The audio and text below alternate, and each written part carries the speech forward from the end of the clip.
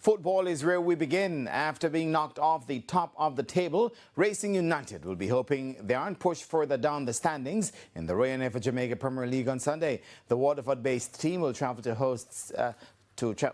St. Anne, where they'll face Mount Pleasant at Drax Hall in a 3 p.m. encounter. 5 points separate second place Racing United from fourth place Mount Pleasant Football Academy. But the form of the two are like night and day over the last 3 matches. Mount Pleasant have picked up 7 of a possible 9 points, while Racing have managed just 3. The last time Racing ticked off the win, it was against Mount Pleasant, who were suffering their first and only defeat of the season to date. It's a matchup that Racing's coach Anthony Patrick is aware of and knows revenge could be on the cards. Yeah, definitely. They are coming to do that. It was a bitter one for them. So I know them coming guns blazing, but definitely we are going to prepare definitely for them. Title holders Cavalier have been having an indifferent season, having already suffered 6 defeats. That's a similar number of games they lost in 38 matches last season. But their season is not as bad as their opponents on Sunday, Waterhouse, who they will play at Drewsland. Waterhouse are the worst home team this season with 5 points from 7 games, and it's for this reason that Cavalier, the best travelling team with 15 points from 7 games, could make things difficult for them.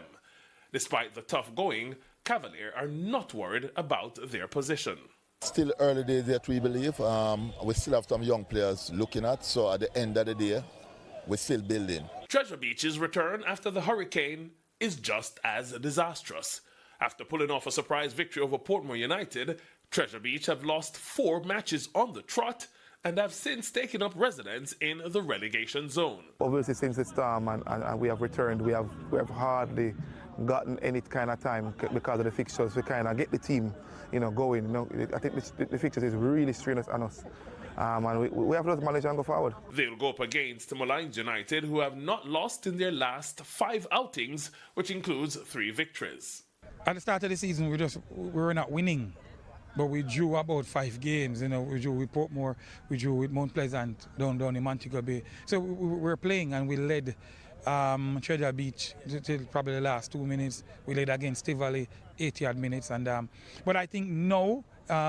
We have done some work, a lot of work, and the guys are more focused. Leaders Montego Bay United will go in search of their first win at Jarrett Park when they welcome Dunbeholden FC. In previous games at the venue since the hurricane, MBU have lost both matches. Chapelton Maroons, who have ended a 9-game winless streak, have now recorded 2 wins on the trot. They will put that run to the test when they play away to Portmore United. All matches start at 3 p.m. except the Waterhouse Cavalier game, which kicks off at 5:30 p.m. Garfield Jones reporting for TVJ Sports.